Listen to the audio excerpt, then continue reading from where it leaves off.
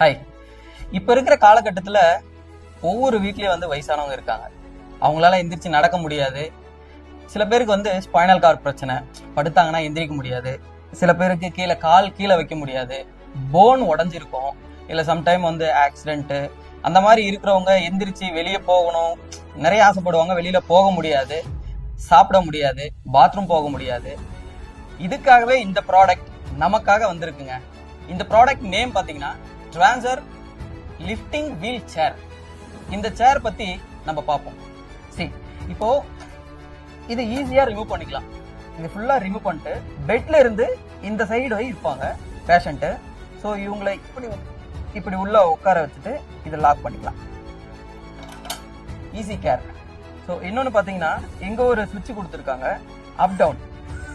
இப்போ அவங்களுக்கு எந்த லெவலில் உட்காரணும், இல்லை கீழே வரணும், மேலே போகணும் அப்படின்னா அப்பு அட் டவுன்.